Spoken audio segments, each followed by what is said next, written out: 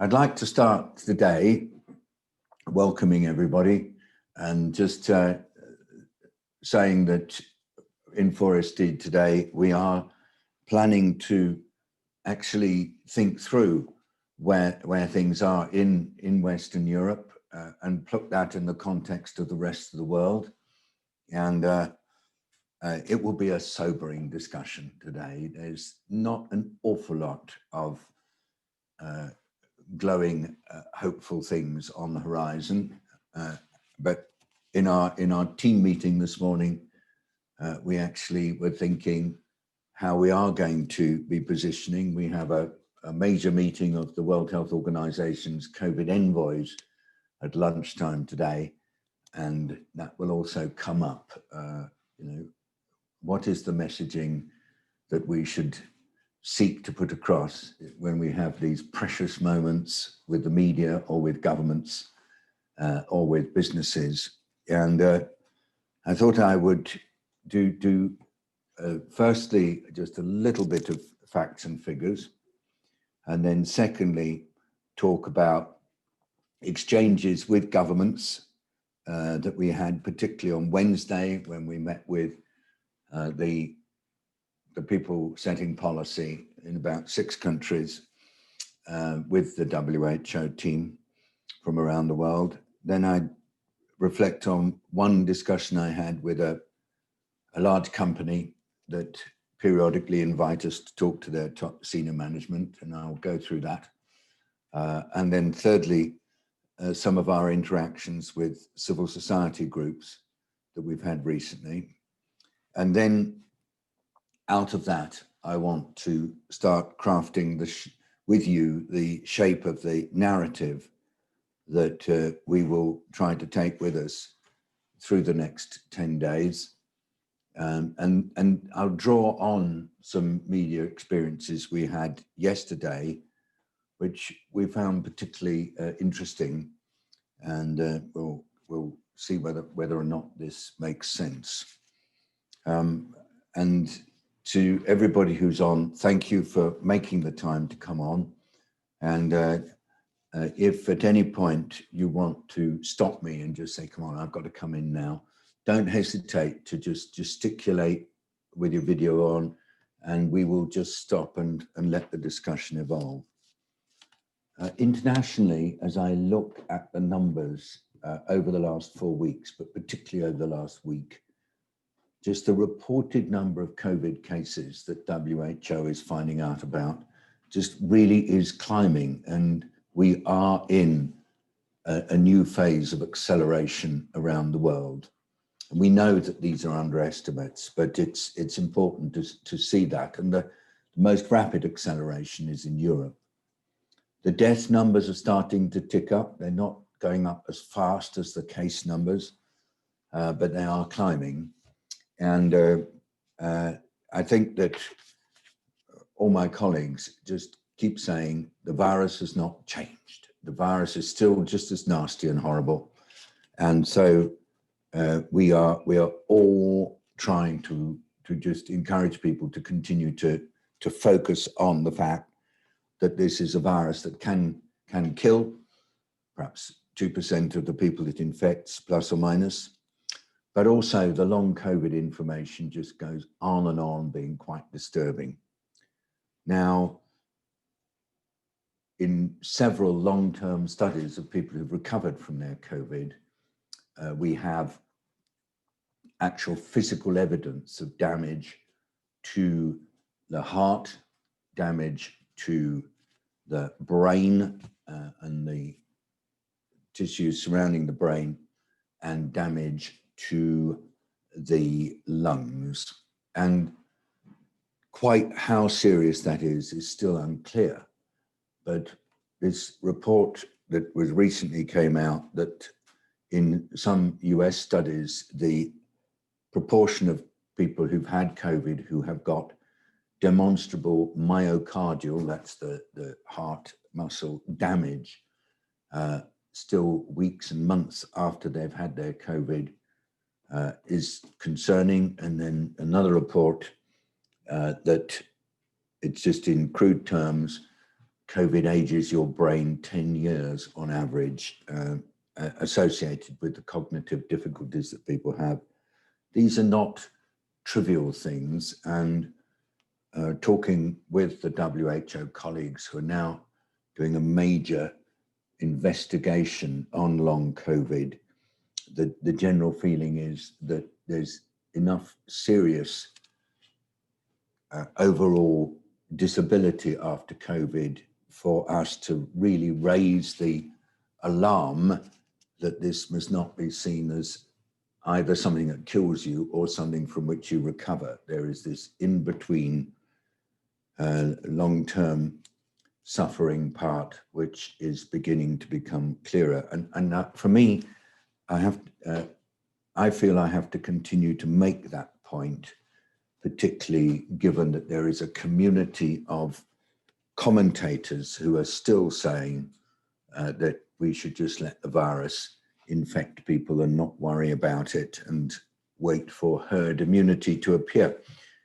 Indeed, in yesterday's Wall Street Journal, there was another of those kinds of articles. And it does seem that they appear more in newspapers that are towards the right, and that this comes with critiquing of people in the public health community. So there is still, it's not just still, there is an increasing political polarization of the way this is all being presented. Perhaps, Peter, we are very cautious about how we present that sort of thing on the record. So in our conversations with governments, we are continuing to make the point that the yo-yoing from keeping things pretty much as they used to be, and then when the cases build up, going into lockdown in a sort of sequential way, lockdown, freedom, that yo-yo is not a viable way to be running any aspect of society in the coming weeks and months. In the discussions with governments, our line has been to say, okay, so you're going into strong restrictions and lockdowns for a second time. What are you going to do when you release this second lockdown and cases build up again? Are you going to go into a third lockdown? And sometimes they answer, well, by that time we'll have a vaccine. And my response to that, echoing the WHO position, is the vaccine is not just going to come along and sort of take all our worries away. There are some really big issues, even if a successful vaccine is identified. And I've just been reminded this morning that some of the vaccine candidates are going to need to be kept very, very cold. And we found from our Ebola vaccine work that maintaining extreme cold when you're trying to administer a vaccine under tough conditions, when you don't have electricity and so on, is really difficult. And given the challenges we faced with test, trace, isolate in European countries, I don't think it's going to be easy to do a very cold vaccine administration. So I'm just having to keep saying a vaccine will not come along and remove all the existing issues that we face. And so I'm saying, as we go into a second phase of strong movement restrictions, this time there will be no excuse. The moment must be used to think through what are the elements of action that have to be put in place for societies to be able to hold the virus at bay. With business leaders, it really is straightforward. They recognize that if these activities are not done, then their own business viability is just continuously being challenged. And we were just at the beginning of this briefing, Julian Delamont, Delamonte and myself were talking about the challenge of being an elected official in a French mountain resort, that actually these ski locations are just full of lots of small and medium-sized businesses. And for them, the uncertainty of what's going to happen in the next 6 months is really desperate, because they just cannot make any reasonable plans for their future. They are going to face tremendous hardship. And so I'm really keen to keep making the point that getting the essential elements of the public health response right is an absolute requirement now during these second lockdown moments. And so, how can I do that? Well, the first thing I'm doing is continuously making the point that if 90% of the population are practicing physical distancing, wearing masks, self-isolating when sick, being really good on hygiene, and looking after those who are most at risk, then according to all my colleagues working in the public health systems in Europe, if we can get it up to 90%, the circulation of this virus will greatly reduce. And currently on average, we're at about 60%. Well, so there is still a lot to be done to help get popular participation to the level that's desirable. I was contacted yesterday by somebody who led campaigns on alcohol and driving, and he pointed out to me, going on with slogans like "don't drink and drive" failed, and that the only way that they were able to increase any kind of compliance with legislation on alcohol and driving was by touching people in ways that made sense to them emotionally and engaging them as partners in the process. And it just said, if you just keep it doing with more hammer, hammer, hammer, hammer, and stick, stick, stick, if you do it through that kind of pressure, it just does not get you greater compliance. So I'm going to continue to make the point that during this lockdown period, it's a time for helping people everywhere to establish that sense of agency, which we've all been talking about on these online briefings. And I don't think there's any harm in going on about it. Then the next part of the messaging is how to get across this point about the public health function needing to be plugged into integrated capacity for local level responses that engage all the different actors in the community. And so I think it's going to be necessary to try to deal with this concept of test, trace, isolate, as though it's a sort of separate thingy, and instead to shift the emphasis to integrated local level responses, and perhaps to try to use concepts like having the information about where the virus is. And I don't know whether you like it, perhaps even using the concept of intelligence about where the virus is. And so instead of seeing the testing as something that just hangs on its own, the testing is to provide information for local actors so they know if there's a spike building up, where that spike is. Everybody tells me that if you know that you've got a spike in a small part of a large city, perhaps associated with a university hall of residence, or perhaps associated with a large food factory or something like that. If you know that that's where your problem is, then it's so much easier to go and work with the local community and actually deal with that spike and isolate the individuals or the households, but in a very supportive way. And so I want to say intelligence matters, and then the detective work to move from having the numbers to working out who's at risk and why, and where they are and which communities they belong to. That linking them together is what this testing is all about. It's not just simply you do the testing and then you go send the information over to some call center where you have people on the phone doing the contact tracing, all in a sort of very separate way.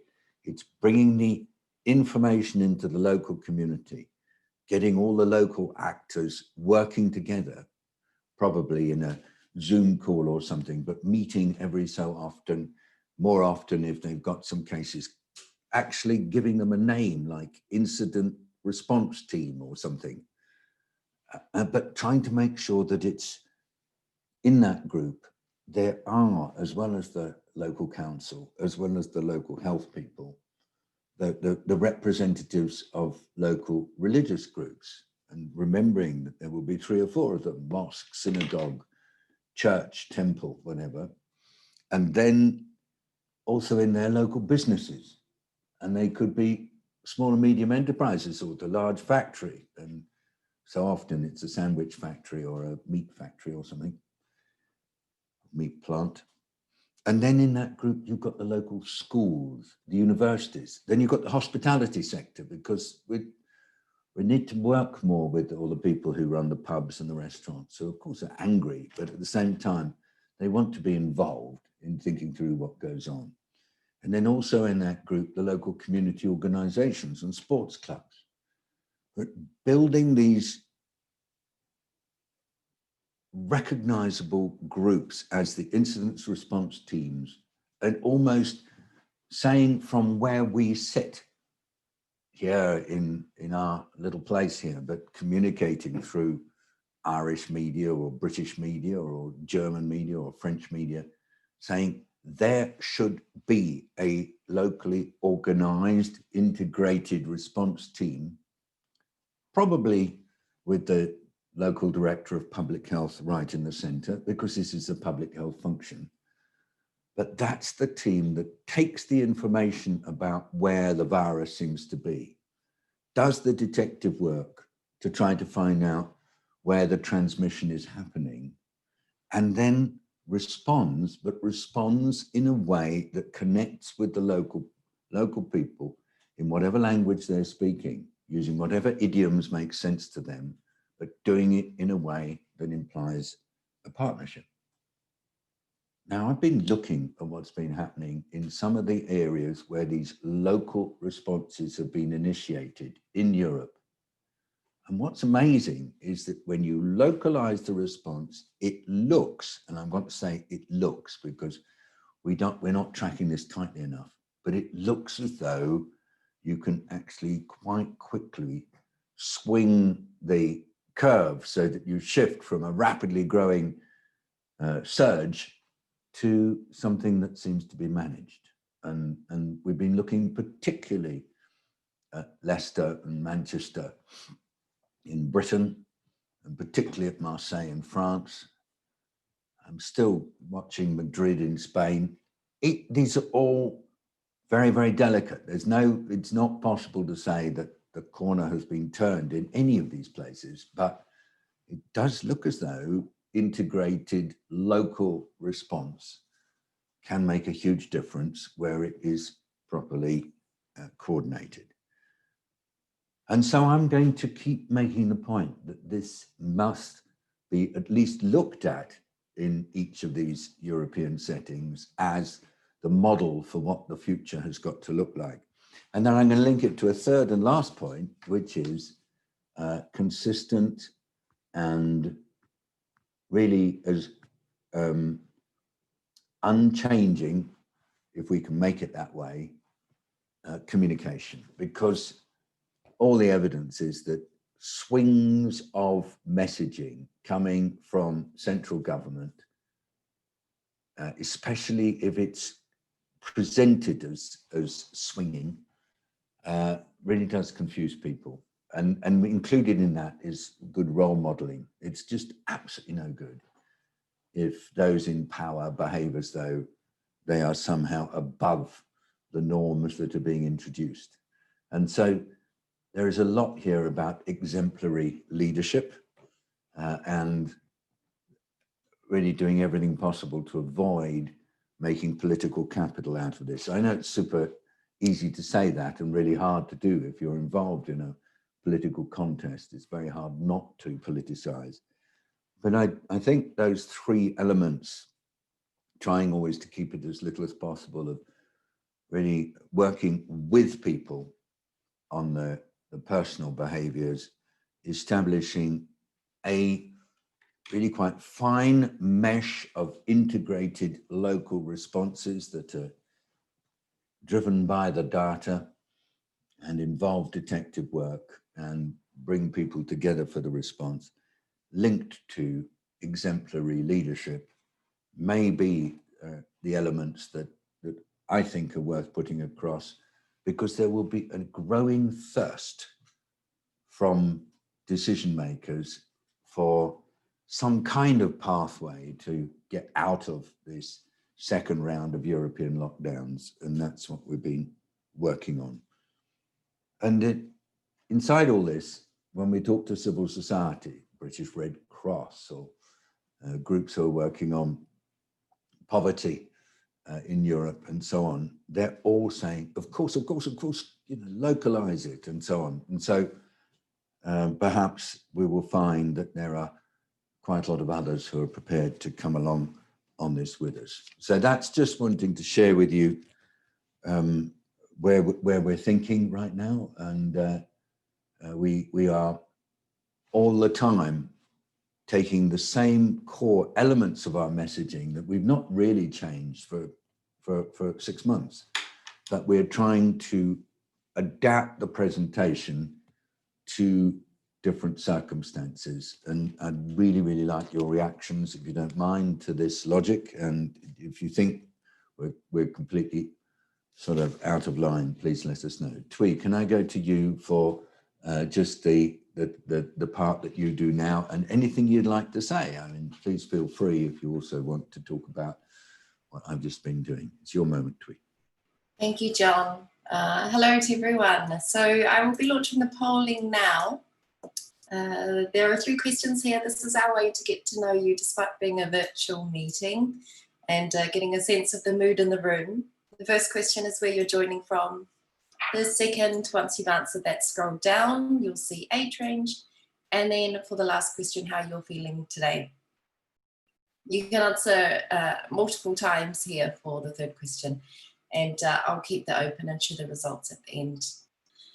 Thank you. And no, just to add that we're all learning, and this is what seems a very long journey. And I just want to thank you all for all the feedback you continue to give us, either on these calls or on our LinkedIn community chat. They are so valuable and are really feeding into where we're heading and helping us navigate this complexity together.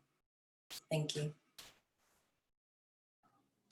Brilliant. I mean, I always like at this point to welcome people, especially people who've perhaps not been on many of these calls. I'd like to welcome Jonathan Petzold. I see you there. Thank you for lighting up. Jonathan, if you want to come in at any point, either jump up and down where you are or turn off your mute button. I picked that up very quickly because I see those little red things go, or put a message in the chat. And then I'd just like also to say that I'm delighted that Joe Nurse is here. Joe Nurse, who has been a medical officer in the Commonwealth Secretariat and is now working in the Club of Rome and various other things like that. And Joe, you may well want to say a word or two. Please feel free. Magen Mutepfa, I see you've turned off your mute. And if you do want to come in now, I'm going to stop in a minute. Please do so. Haruko, thank you for joining from Tokyo. I just had a most intriguing conversation with the Japanese government yesterday on a number of issues. And so I was so helped by the time the other day when you came in and talked a bit about what's happening in your country. And so thank you for giving me a little bit of background. Louisa, lovely to see you with your mask. If you would like to, Louisa, if you want to come in, just release your thing. just show us by turning off your mute, but I see you're walking somewhere, so it may not be convenient for you. And okay, so hi David, just to say good morning to you all, and hope you're all doing well. Also just wanted to announce that I just launched a platform for Planet, Place and People at the World Health Summit earlier this week. I'd be happy to share that along with the COVID framework that I've done with the Interaction Council, a group of former heads of government. Be more than happy to share more on either of these at a later stage. Thank you. Thank you, Joe. Now, Joe, you had a pretty unpleasant COVID. Are you well at the moment? Oh yes, yeah, no, all recovered from that now, which is good. Yeah, no, good to have got through it and learned through it as well. So useful to actually experience it personally in some ways. No, I think that's really important. Thank you. Patrick Wilson's just put in the chat, I don't know whether you saw it, that he'd seen what you were doing at the World Health Summit. So that's a nice thing, Joe, to be picked up. And I'm really impressed that you're keeping this going and doing it all. Thank you very much indeed. Now, I'm very interested to know what things are like where you are. And I'm just gonna, if I say your name and you don't want to talk, you just don't reply, okay? So, Louisa, did you want to come in? Are you able to come in? What are things like where you are? Louisa Nofke. Okay. No, not coming in. Okay. Jonathan Petzold, did you want to come in and say a word or two? Yeah, I would love to. I'm stationed in Hamburg in Germany, and actually numbers here in Germany are rising. We have new top numbers of 18,000 infections per day recently. And so we're going into a harsher situation again with lockdown-like measurements by the government. And actually, we're quite uncertain what this really means. Schools are supposed to stay open. I myself work in a meeting center for older people, and we don't really know what will happen with us. So yeah, it's kind of a déjà vu from March this year. So yeah, it's mainly uncertainty now. I was really impressed by the work of the Robert Koch Institute and the leadership of Lothar Wieler over the last 8 or 9 months. I'm a bit of a fan of Lothar. I noticed that he himself has now unfortunately become the target of quite a lot of anger among German public. I noticed that the Chancellor was booed in the parliament yesterday in Berlin when talking about things, and that your country, where in general people have tended to find public health guidance quite easy to live with, seems to be getting a bit impatient, at least in some of the Länder. How does it look that side, the politics from your perspective? I think there's a number of people which is getting impatient and is not okay with the measurements. It's a loud minority, I suppose. So most people still agree with measurements, still agree with reacting, and still agree with protecting certain groups in society. But also there's, and I think this is quite a big discussion point in Germany, is the side effects of measurements, like restaurants closing now, which have taken all steps to introduce hygiene measures at their place, and now they have to close again. So I think this is one aspect of the discussion, but still most people agree that there has to be something done. And what's planned now, as far as I understand, is that we do a short but hard lockdown with all these measurements now, so that we can celebrate Christmas after this. So act now and get the numbers lower again, so that we can open up afterwards. We will see what happens. We will see if this works. Thank you, Jonathan. I've just wrote down while you were talking that there will be many people in your country who will say, I did all I could, I made sacrifices, Yes. I accepted the limitations on my ability to make money, I've suffered losses, and now I'm being asked to do even more. When does this end? It's that kind of language I hear. Yeah, maybe that's true. Yeah, maybe that's true. People say, I've already done things. Why do I have to do more? But the numbers speak for themselves. There have to be done more. Things we did yet weren't enough, so we have to react again. And I think most people are okay with it, and people who are opposing these measures are a minority. But they are loud, and they even attacked the Robert Koch Institute last week, and things like that. So it's a few people, but but they get public attention.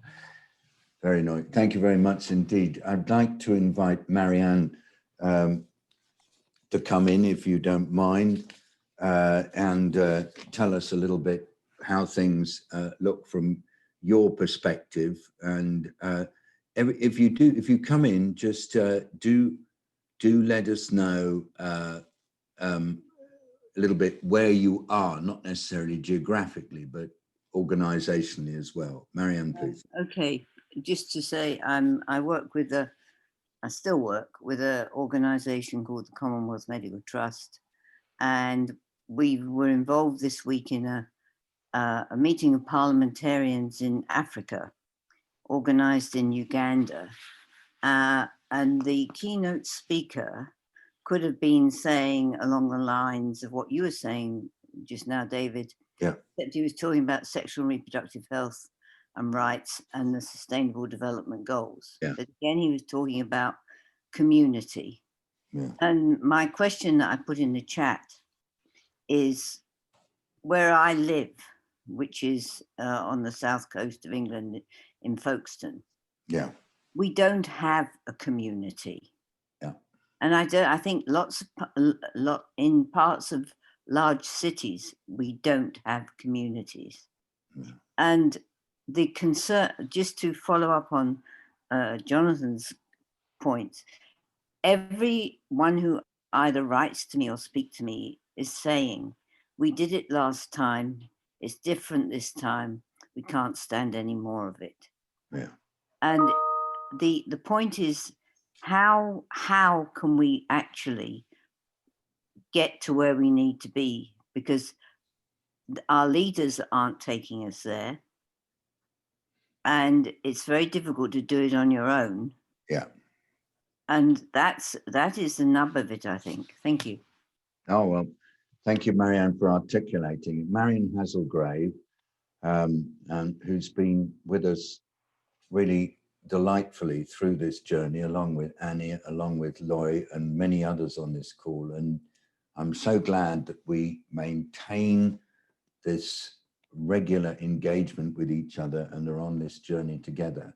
I personally don't really have the words to describe how profoundly grateful I am for the fellowship of this group. And I just want to get that point across. Marianne, thank you for being here and just for holding us.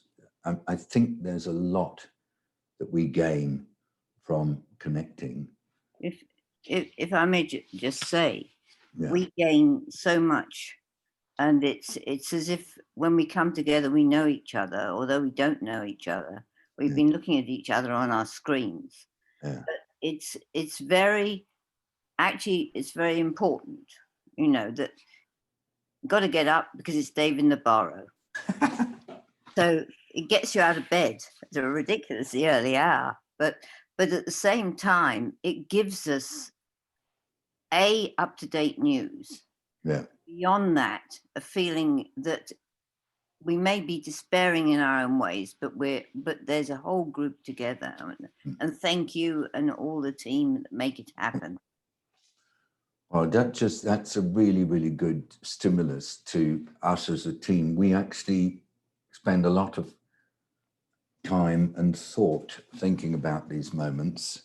And so that gives me also an opportunity to ask one or two people whether they want to say a word. William Nabarro, my brother. The reason why I'm asking William if he'd like to speak is he doesn't normally turn on his video, but it's on at the moment. So William, do you want to say anything? No, I have just turned it on, and thank you. I mean, this issue about how do we move from a kind of government imposition, more or less floundering, to a situation in which people are engaged, prepared to comply, and positively feel that they are personally part of the solution. I mean, it's so difficult to answer because it's in small incremental steps. Yeah. And picking up point just made by Annie, it's little beacons of light like this group which represent one of those small steps. Yeah. Thank you very much, William. And just suggesting we go on and sing. Patrick Wilson has come in now. Oh gosh, community. Wow, that's that word. Well, I'm new to this community, and it seems like a lovely group of thoughtful people from across Europe, at least, and maybe a couple in East Asia, Southeast Asia. I guess it's small enough that, well, I guess it's been more on other calls, but it seems small enough that everyone can participate. It's not like these, 100 people Zoom calls or heavily managed groups, if you like. I live in a community. I mean, we have sort of Folkestone. I guess that would be quite tricky. I mean, it's like just thinking of I don't know Folkestone well, but I know there's lots of obviously people going from London to live by the seaside. There's lots of retirement people, but there are a lot of like people who've lived there for years and years as well. So I guess that I grew up in Deptford in southeast London, which felt like a community at the time. Now it's like full of art students and hipsters who are forming their own community. But I live now in a small village between Staines and Windsor on the river. It's mostly like 1950s Taylor Woodrow housing, but we've got a really nice sense of community. I think it's I'm chair of the local youth football club. We've got about 200 kids. Currently, they're still training. I'm a bit worried because obviously we have got COVID measures in place, but there are infection. We're asking parents to swipe it on the app and not get too close, and the kids all have their own balls, but because they're so together at school, it's almost like you can't really keep them apart.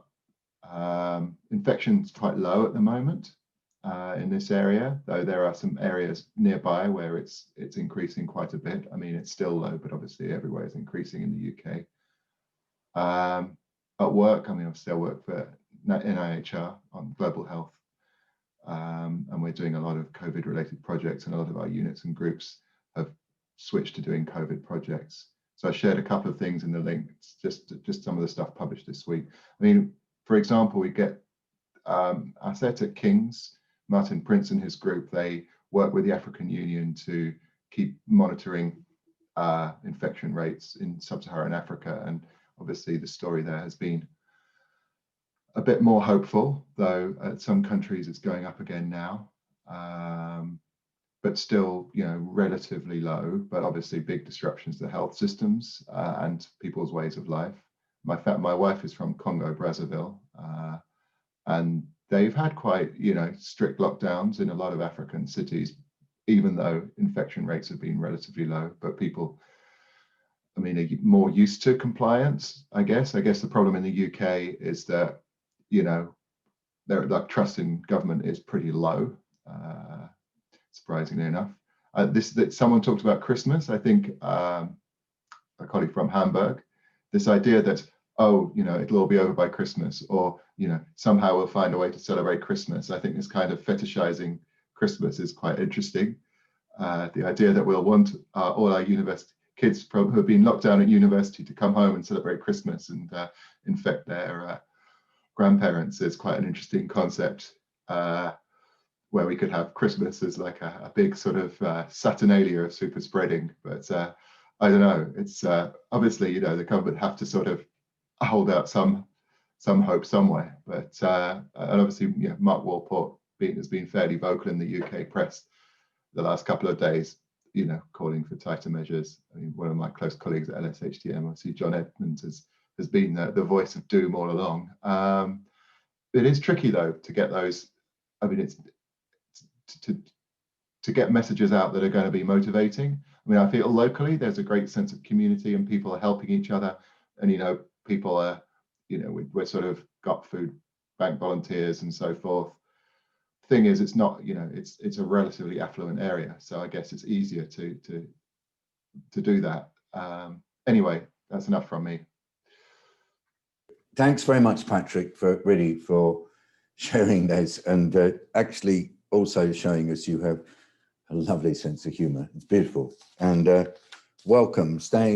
Keep coming, and we're going to go now to couple of other people, just to warn you, just so that you can make it clear if you don't want to come in. I'd love to hear from Magen Mutepfa, sorry, Magen, in a minute. I'd like us to offer after Magen, Loy Rego, Karen Kaplan, Claudia Batts, John Atkinson, something like that, and then Holly Wheeler. And now, if others want to come in, just push, but keep them short would be good. Magen, how are you? And how's... Hi, David. How are you? I'm good. Yeah, I don't have much to say because things are looking up for Botswana. Yeah. Apparently, our cases have gone down, so we're just continuing with sanitizing, physical distancing, and working from home. And it's actually helping keep our numbers low because we only have almost about 500 active cases as of now. They've gone down from 4,000 something. Then just to add on to what Louis was saying, that I just love being on this group because you get to hear new information, especially from Europe and all that, though we see it on BBC and CNN, but it's good to hear it from people rather than journalists. And share the experiences. That's why I really like joining this if I have the time. And it also gives you a sense of belonging, like she was saying, even though we don't really know each other, we know each other by face. It's like I know you, David, because I see you every week. So it's nice sharing these ideas and how people are on the ground are getting along and trying to live with COVID in their respective communities. So it's actually great. So let's keep on doing it. Thank you, Megan. Doesn't matter, even if we are 30, we get to know each other and share. We love you being Gaborone in Botswana. Just to say, to tell all your friends that it's really important to maintain the discipline of physical distancing and hygiene and mask wearing if you can, and all those other things, even when the numbers are low, because that's when you are most vulnerable, because people think the numbers, so I can relax, start partying and all that stuff. And suddenly you'll have a big spreader event and it will all come back again. So just, this is the... thank you, David. Maintaining. Yeah, because the younger generations are actually saying there's no COVID. So they start wanting to start going out. Yeah, we have to be the spoiled. Thank you, Megan. Loy Rego. Okay. Yeah, thank you. Go Loy and then Karen. Loy. I've lost you now, Loy. Are you still there? Okay, Karen, Loy is just away from. Loy, did you want to say anything now? I just wondered whether you wanted to come in. I may have caught you unawares. I'm sorry about that. Of course I can. Okay, let me come to Karen first and then to Loy. Karen, please. Because I know it's the middle of the night for Karen and I don't want you to have to stay awake. Karen first, then Loy. Good morning, everyone. I'm going to keep it really brief and hopefully positive.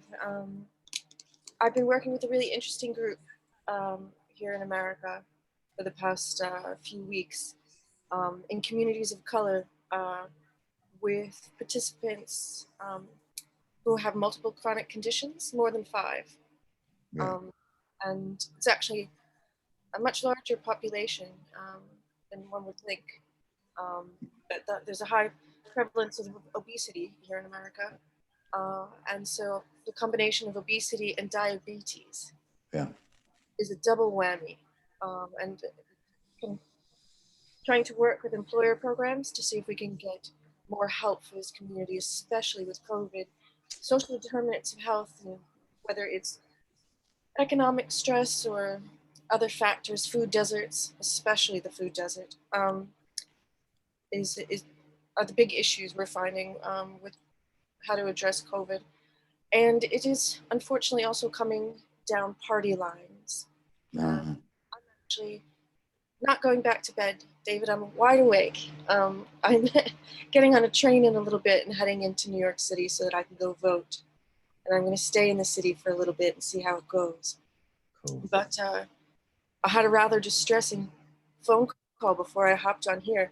It was actually the hotel that I'm going to quarantine at while I'm there for 14 days.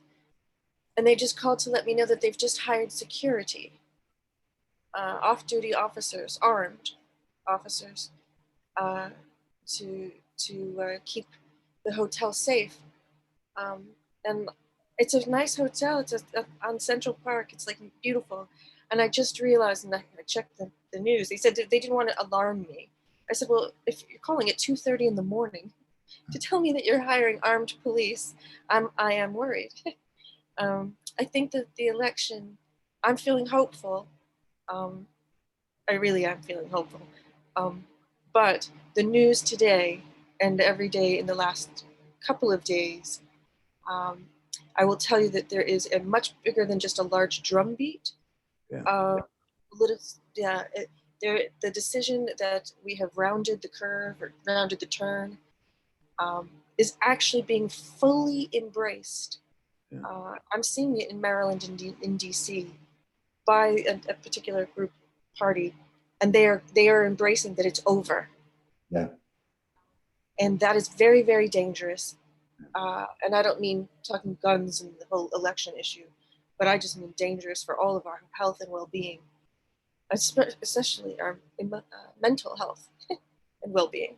Thinking of you a lot because you've got these two things coming together, anxiety about things happening around next week and anxiety about this constant statement by a whole community in your country that the pandemic is over, when the numbers at least suggest that you're still, that the virus has got huge energy behind it and it's really racing forward. This must, for many people, feel quite bizarre, the sort of disconnect between your perception of what's happening and what is being stated, at least by half the country. Must be. It's beyond stressful, but I do keep reminding people that it's important to stay positive. And well, we are resilient as people, as humanity. We are resilient. I mean, we will get through this. But the path that we're on right now seems incredibly destructive and tearing apart our society. And I usually work in Africa, and I don't usually have anything to do with American healthcare systems for the most part, unless I'm restructuring them. But I'm just, you know, I'm going to cut it short there so other people can Thank speak. you. Thank you for sharing in the middle of your night. That's really, really kind of you, Karen. We're with you and we will stay connected with you as much as you wish all next week and beyond. Thank you. Claudia Batts, please. Where are you, Claudia? Hi, everyone. I'm in London, actually, and I just wanted to first of all say how grateful I am for this community as well. And I think my point I wanted to bring across actually follows on from Corinne's, what she was saying quite well, as I work at the World Obesity Federation, and we really sort of, we're a membership organization that work globally, representing stakeholders in high, medium, and low middle income countries. And we actually work with experts, advocates, and patients. And I think, you know, COVID-19 in a way has actually helped reframe the narrative. And we actually, you know, we conform to the definition of obesity as a chronic long-term disease that, that requires recognition across the board. And, you know, we've seen that now in response to COVID, actually, obesity in the UK, for example, the obesity strategy has been sort of at the forefront in July. And personally, I think one group that we should really, this afternoon, actually, we're hosting a webinar on childhood obesity in the context of COVID-19. And I think they're one group that are often forgotten in the response, and they're equally affected by COVID-19. And if anything, even if they don't have severe complications up front, they're the longer term implications on mental health with school closures and school feeding programs here this week. We've seen actually how there's been a lot of backlash with the government with not providing sort of school feeding over the past over the half-term holidays. But they equally are sort of a group, in my opinion. And it was really great to attend the briefing on Tuesday, where we actually heard from children. And I think when you bring children and experts together, it really provides that sort of, it's like a catalyst for them to share their ideas. Thank you all who were at that wonderful moment on Tuesday. I think some of the feedback we had was just unbelievably delicious, and shows the power of having young people there and the way it changes us to a degree. So thanks to all. Let's go to Loy Rago. Couple of minutes, Loy, please. You have the floor. Okay, and I normally would end up speaking a little longer, but anyway, I come from the emergency management, but in the half which deals with disaster preparedness and risk reduction. So if we see COVID as an emergency, or we see pandemics as an emergency, and the health sector has advocated it successfully enough in our sector, and I hope we have advocated successfully enough for the importance of our sector in the health sector.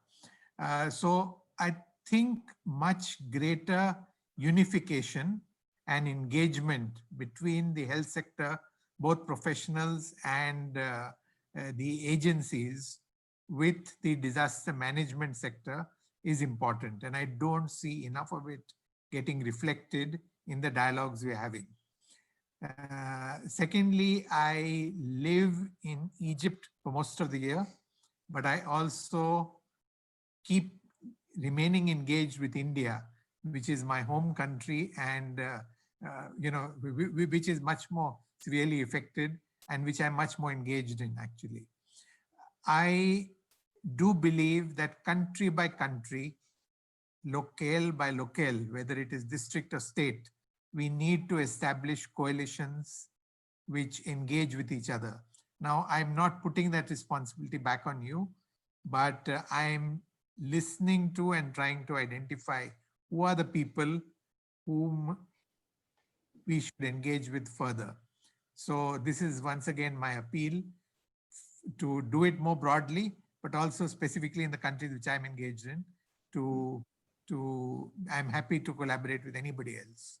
So that's all I have to say. I've probably taken more than half a minute. That is brilliant. I've just been finding a group in the US, which is dealing with resilient American communities. It's the most wonderful network right across the country. We have connection with 365 municipalities in Brazil that are doing the same. And I'm so pleased to hear you say this, and let's hold on to that. This builds on your remarkable encouragement to us to be creating moments for connection. Let's hold that. Thank you so much, Loy. I'm shifting the order. I'd like to go to Holly and then John, if it works that way around, so that John comes towards the end. We're nearly at time. Holly, please. Morning, everybody. Thank you, David. So just a support for the things that you've said. First of all, I have had really great conversations this week with people about things like how have we normalized the process of giving up smoking or becoming healthier around what you eat and exercise. And the kind of general gist of it is positivity and connection. So working with partners, being connected to other people is really important. So when we're talking about these small iterative steps and different people are talking about community, I just think you can't underestimate how important that process is, how this little contribution builds up into something much, much bigger, and that we need to really value and celebrate that in our conversations with other people to encourage them to do that. And thinking about how networks works feels really important to me in terms of trying to draw on some of the theory to help us think a bit more about what we do. And there are two kind of things that are kind of on the edge of my thinking. The first one at the moment is about what is the role for national government? So we keep talking about what local looks like, and I think communities do have the capacity and we can help and support. But at the same time, we need to find or support the positive things that bigger scales are doing and really think about what's the role there, what's the value, and encourage that. And I'm not sure what that is totally yet. I'm thinking about it, but I think that that's an important part of the narrative, so that everybody feels like they have a role. And then the second bit is, how do you amplify what's growing? And a kind of short story is that in one of the places that I've been working with, we did some research about, okay, what's really worked here? What showed up that was interesting? And one of the things that people said is, we are not prepared to let local people starve. And they have started all sorts of brilliant things, including sharing tables where people aren't allowed to connect physically. So they've put tables in their street under gazebos and things.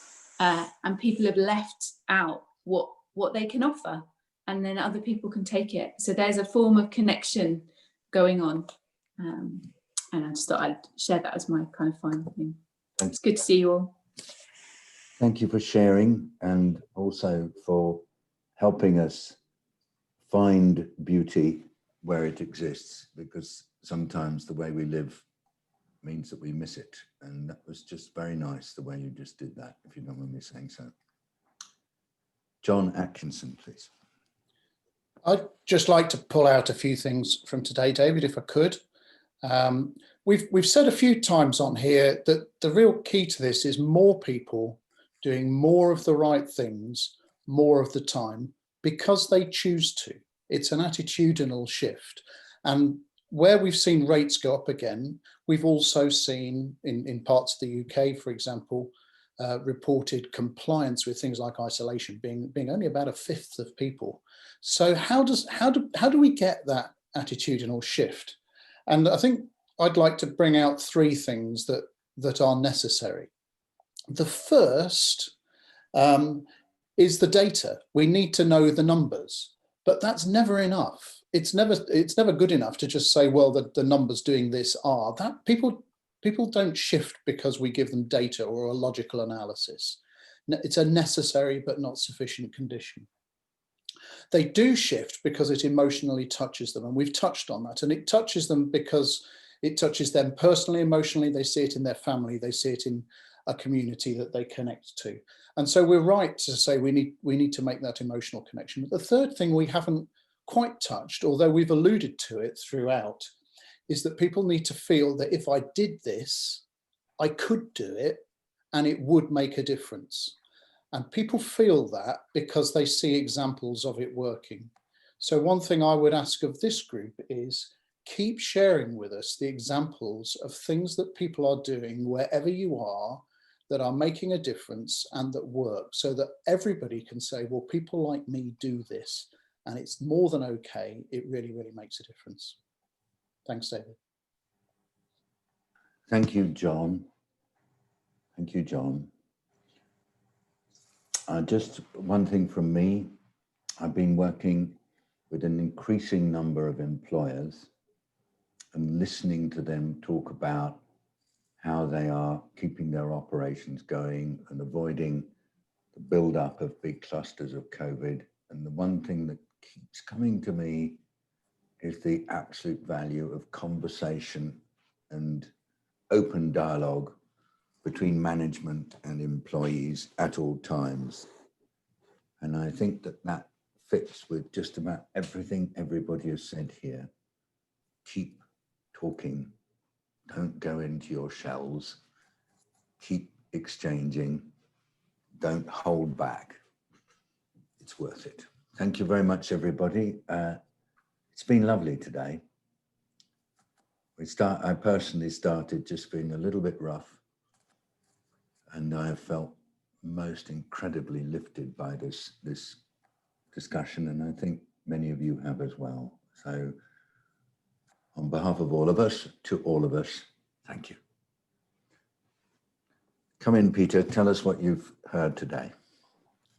Hello. I suppose I've been focusing on community and giving people agency. I think the circles that dot throughout from the bottom left to the top right are the notion of connecting up. I don't know, it sort of emerged intuitively again. I said that last time. But it sort of mixes consistent messaging and linking things up, I think became a metaphor there.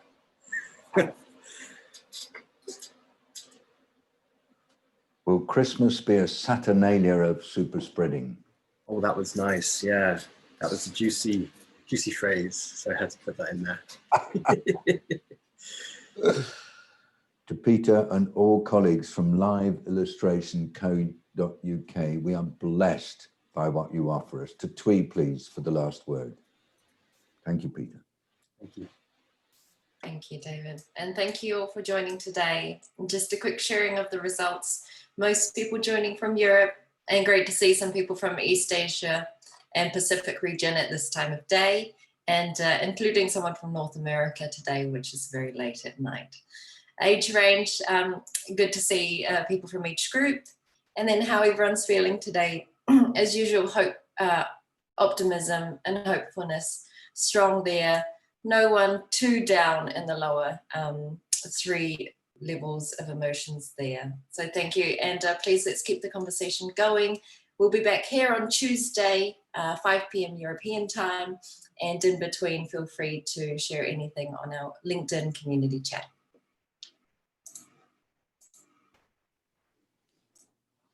On behalf of all of us, a really massive thank you to Twee, who just picks this up and keeps it going. It's a delight working with you, Twee. Thank you. And now I want to look and see whether my grandson is on.